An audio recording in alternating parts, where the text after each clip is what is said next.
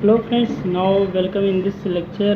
In this lecture we have discussed about the design of flat slab, what is the process of flat slab, what is the flat slab and advantage of the flat slab, and also discuss the type of the flat slab. Now we define the flat slab. What is flat slab? The slab which are directly supported by column or called flat slab. Flat slab वो slab होती है जो कि column पर directly support होती है, उसे हम फ्लैट स्लैब कहते हैं। इसमें बीम नहीं होता। अब आगे देखते हैं फ्लैट्स के types of flat slab.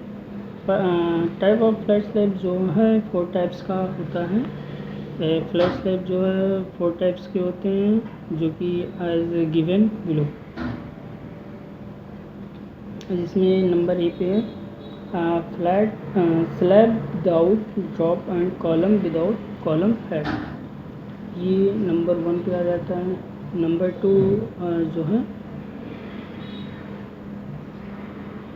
Slab without drop and column without column head. Number 1 में जो है slab without drop and column without column head. इस फर्स्ट स्लैब में जो कि ना ही ड्रॉप होगा और ना ही कॉलम हेड होगा, ये डायरेक्टली सिर्फ एक कॉलम होगा और इसमें हेड भी नहीं होगा। और दूसरा जो है इसमें बिना ड्रॉप का होगा और विथ कॉलम हेड के साथ होगा।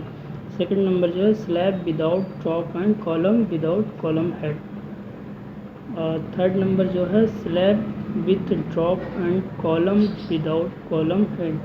थर्ड नंबर में जो है ड्रॉप रहेगा स्लैब में, लेकिन उसमें कॉलम हेड नहीं रहेगा। और फोर्थ नंबर जो है slab with drop and column with column head. चौथे नंबर में जो है कॉलम स्लैब के साथ ड्रॉप भी रहेगा और कॉलम के साथ हेड भी रहेगा। तो ये इस तरीके से मेरा 4 टाइप्स हो जाते हैं। ये आपको मिल जाएगा IS कोड 456 2000 में। पेज नंबर जो है 54 पेज नंबर पे है। और अगर आप फ्लैट स्लैब का देखना चाह रहे हैं ये कहाँ पे दिया गया IS कोड में, वो भी 456 2000 पेज नंबर 53 में दिया गया है। ठीक है। और यहाँ नीचे मैं इसका स्केच जो है ड्रॉ कर दे रहा हूँ, जो कि फर्स्ट नंबर में है, जिसमें फ्लैट स्लैब जो स्लैब विदाउट ड्रॉप, इसमें ड्रॉप नहीं है, और विदाउट कॉलम है। जो फर्स्ट वाला है टाइप्स है, इनमें दोनों चीज़ नहीं है, ना ही ड्रॉप है और ना ही कॉलम है। सेकंड नंबर जो आएगा विदाउट ड्रॉप करेगा, बट इसमें कॉलम हेड रहेंगे। ये जो आपको कौन साइड का दिख रहा है, ये आपका ड्रॉप हेड है, और सी नंबर ये हेड है। और सी नंबर जो आ रहा है स्लैब, इसमें ड्रॉप रहेगा, नीचे देखिए, और इसमें बिना कॉलम हेड का होगा, इसमें कॉलम हेड नहीं रहेगा। और फोर्थ वाले में ये तीनों को मिला के रहेगा इसमें, जिसमें स्लैब के साथ ड्रॉप भी रहेगा और कॉलम के साथ हेड भी रहेगा। तो ये हो जाते हैं मेरा 4 टाइप्स के इसी टाइप में। अब इसके बाद हम देख रहे हैं advantage of flat slab. Flat slab के एडवांटेज क्या रहेंगे, इसके बाद हम देखेंगे। ये है आपका ड्रॉप, ठीक है, और इसमें दोनों में ये ड्रॉप एंड हेड है, ठीक है। अब इसके बाद हम देखते हैं advantage of flat slab. Flat slab को बनाने के लिए क्या एडवांटेज है। एडवांटेज इसमें नंबर 1 पे आता है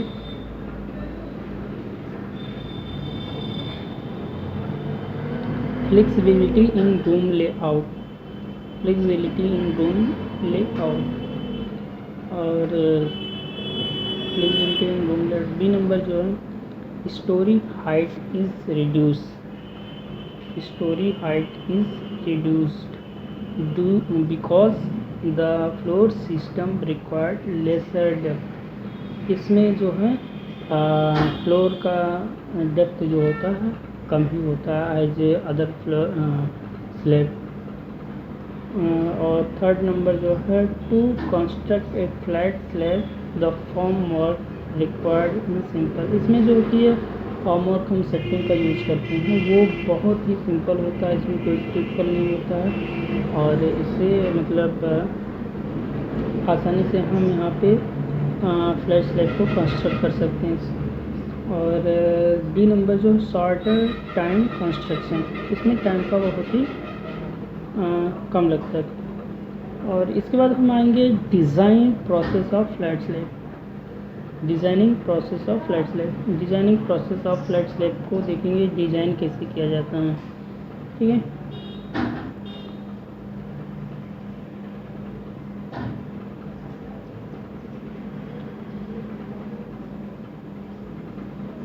तो इसमें जो फर्स्ट स्टेप आता है, तो पहले हम देखेंगे थिकनेस ऑफ फ्लैट स्लैब। ये designing process of flat slab आप देख सकते हैं पेज नंबर जो IS कोड है 2000 पेज नंबर 53 में दिया गया है। तो इसमें जो है thickness of the flat slab, thickness of the flat slab के को देखेंगे तो इसमें minimum thickness of slab is 125 mm and taking drop 50 mm to 100 mm। इसमें जो है स्लैब का थिकनेस जो होता है 125 mm होता है। मिनिमम थिकनेस जो है स्लैब का 125 mm होता है। ये IS कोड 456/2000 में दिया गया है पेज नंबर 53 में, तो वहाँ पे ये दिया गया है। अब इसमें जो अगर हम डिज़ाइन करेंगे अपना स्लैब विथ ड्रॉप और विदाउट ड्रॉप के लिए, तो वहाँ से हम थिकनेस यानी कि डी की वैल्यू कैसे कैलकुलेट करते हैं। ये डिफरेंट ग्रेड ऑफ स्टील पे डिपेंड होता है, जैसा कि आप देख रहे हैं इसमें पे। इसमें L/D इक्वल टू 40 लेंगे 250 के लिए, L/D इक्वल टू 32 लेंगे FE 415 के लिए, L/D इक्वल टू 36 लेंगे FE 50 के लिए। ये जो है नीचे ये विदाउट ड्रॉप के लिए दिया गया है। अगर इसमें हम विद ड्रॉप में 0.9 का मल्टीप्लाई कर देते हैं तो ये विदाउट ड्रॉप का हमें डी मिल जाएगा डेप्थ। और ये सब जो भी है कैलकुलेशन ये कॉन्टीन्यूस स्लैब के लिए किया जाता है। ठीक है, अब इसके बाद हम स्टेप 2 नंबर देखेंगे। इसमें टोटल डिज़ाइन मोमेंट देखते हैं, टोटल डिज़ाइन मोमेंट कैसे कैलकुलेट किया जाता है। ये भी IS कोड में आपको मिल जाएगा, जो कि IS कोड 456/2000 पेज नंबर 53 में दिया गया है। ठीक है, इसे हम नोट से डिनोट करते हैं, जो कि IS कोड 456/2000 पेज नंबर 55 में दिया गया है। तो M नॉट इक्वल टू हो जाता है WLN/8, और यहाँ से हम W जो मेरा दिया है इसे कैपिटल W से डिनोट करिए, तो कैपिटल W इक्वल टू हो जाता है स्मॉल w टोटल लोड जिसे हम बोलते हैं इंटू LN इंटू L2। तो LN मेरा क्या होता है, LN इक्वल टू होता है L माइनस डी। टी क्या होता है, कॉलम साइज और डायगोनलिटी। ठीक है, तो यहाँ से हम M नॉट का वैल्यू कैलकुलेट कर लेते हैं। इसके बाद हम कैलकुलेट करेंगे स्टेप 3 में साइज ऑफ ड्रॉप। ड्रॉप का जो है साइज कैसे कैलकुलेट करेंगे, ये भी IS कोड 456 पेज नंबर 53 में मिल जाएगा आपको, और स्क्रीन पर शो भी हो रहा है। तो the width of the drop should be L/3।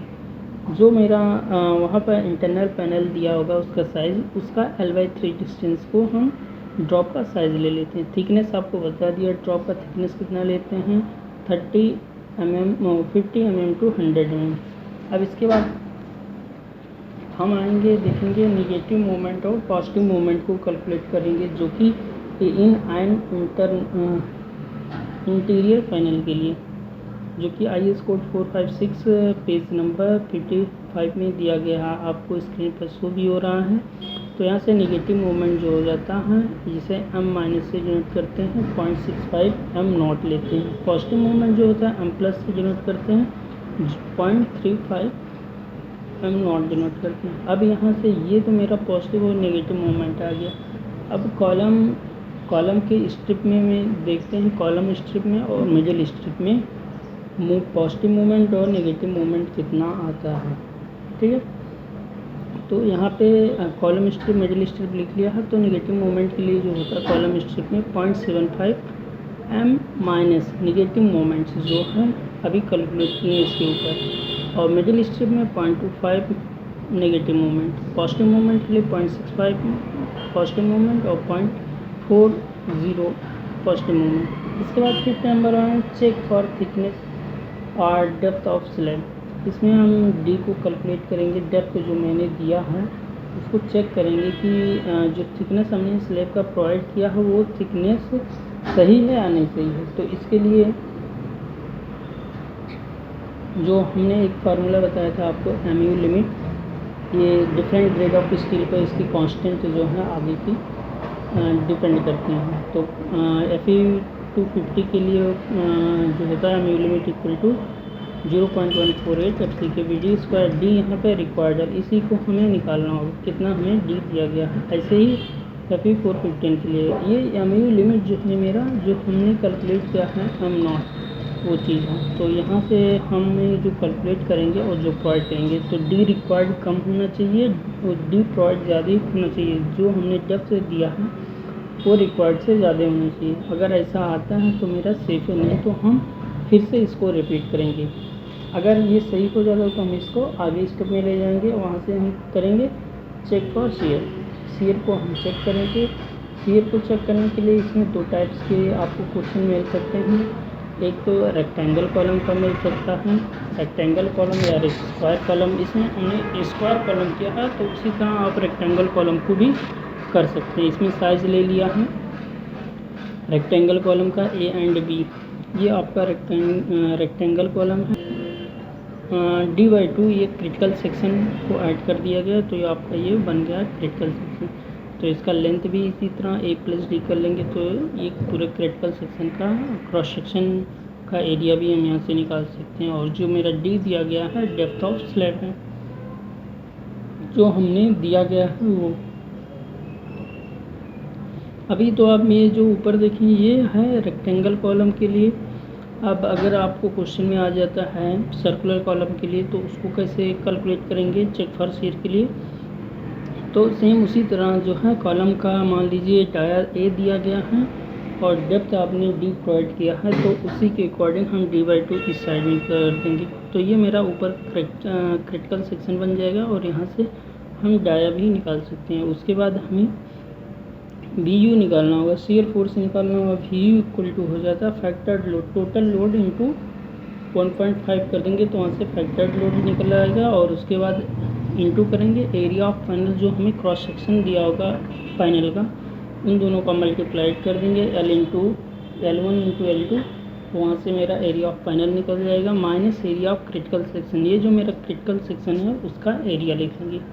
इसके बाद हम निकालेंगे पंचिंग शेयर। पंचिंग शेयर जो होता है tau V equal to VU/V0D। तो यहाँ से मेरा टाउ V निकल जाएगा और V0 जो होता है 4B होता है, ठीक है। उसके बाद अलाउबल पंचिंग शेयर को कैलकुलेट करेंगे। ये IS कोड में भी दिया गया KS into tau C equal to KS into 0.25 root FC। तो यहाँ से मेरा टाउ C का वैल्यू आ जाएगा और KS का वैल्यू अगर मैं कैलकुलेट करना है तो KS equal to 0.5 into BC हो जाता है इज़ नॉट ग्रेटर देन 1। जो बीटा C है वो उसका रेशियो जो होता है shorter side to longer size column हो जाता है। और ये आप अगर 1 मान के चल रहे हैं तो आप टाउ C इक्वल टू हो जाता है 0.25 रूट FC के। यहाँ से tau V is less than tau C होना चाहिए, तो इससे मेरा जो है शेयर सही है, ठीक ठाक है, तो सेफ है। और इसके बाद हम चलते हैं calculating of the reinforcement. Reinforcement को हम कैलकुलेट करेंगे। अब इतना ये चीज़ कैलकुलेट करने के बाद हम रेनफोर्समेंट को कैलकुलेशन पे आ जाएंगे। इसके बाद पहले हम देखते हैं यहाँ पे reinforcement for negative moment in column. जो नेगेटिव मोमेंट है वो मोमेंट लेंगे जो हमने मिडिल स्ट्रिप या कॉलम स्ट्रिप में देखे थे, तो मैक्सिमम जिसमें होगा वो वैल्यू हम लेंगे, ठीक है। तो वहाँ से AST को कैलकुलेट करने का ये फार्मूला आपको काफ़ी दिनों से बताते हुए आ रहा हूँ, सबसे ईजी फार्मूला है। तो इस फार्मूले से हम AST का वैल्यू निकालेंगे। AST का वैल्यू निकालने के बाद हमें जो देना होगा यहाँ पे MU equal to M negative moment, maximum negative moment लेते हैं, ठीक है। उसके बाद हम डाया बार प्रोवाइड कर देंगे। डाया बार प्रोवाइड करने के बाद हम निकालेंगे spacing of bar. Spacing of बार निकालने के लिए जो फार्मूला है एरिया ऑफ बार निकाल लेंगे, जो हमने जिस डाया का प्रोवाइड किया उसका एरिया निकाल लेंगे, into B upon A S T, जो ए एस टी आया है। ठीक है, उसके बाद हम reinforcement for positive movement in column strip, column strip में जो पॉजिटिव मूवमेंट है उसकी वजह से कितना ए एस टी हमको प्रोवाइड करना होगा, सेम फार्मूला है। इसी फार्मूले में हम रख के हम जो है अपना ए एस टी कैलकुलेट कर लेंगे, एरिया ऑफ स्टील कैलकुलेट कर लेंगे। एरिया ऑफ स्टील कैलकुलेट करने के बाद इसमें भी जो एम यू है वो मैक्सिमम पॉजिटिव मूवमेंट मैक्सिमम ही लेकर चलते हैं। ठीक है, उसके बाद हम डाया ऑफ बार प्रोवाइड कर देंगे जी में, और नंबर ऑफ बार भी रहेगा उसमें। उसके बाद हम यहाँ से स्पेसिंग निकालते हैं। स्पेसिंग निकालने के लिए जो है bar area into B upon A S T, तो ये चीज़ हो जाता मेरा। यहाँ बार का स्पेसिंग भी आ गया, कितने डाया का बार भी यूज कर रहे हैं टॉप और बॉटम में, ये दोनों हमने निकाल लिया। इसके बाद 7th नंबर में आएंगे, ड्राइंग इसका बनाना रहता है इसमें। जैसे मान लीजिए यहाँ पे तो मैंने ड्राइंग जो बनाया है वो with flat slab with drop के साथ बनाया है। तो इसमें यहाँ पे जो बार है वो कैसे डिनोट करते हैं ये आपको देख लीजिए। इसमें कॉलम के टॉप में भी देना होगा और बॉटम में तो आपका स्ट्रेट रहेगा। ठीक है, L/4 डिस्टेंस तक आपको देना पड़ता है यहाँ पे। तो यहाँ से हमारा जो मेन बार होगा जो भी वो यहाँ प्रोवाइड कर देते हैं। ऊपर मान लीजिए कुछ जैसे मान लीजिए 12 mm का बार मैंने प्रोवाइड कर दिया है, 120 mm का centre to centre spacing down, नीचे जो टॉप बॉटम बार का 8 mm dia bar at the rate 250 mm centre से सेंटर हमने प्रोवाइड कर दिया। ठीक है, okay, thank you for watching this video. अगर आपको कोई इसमें हो तो आप कमेंट करके ज़रूर बताइए।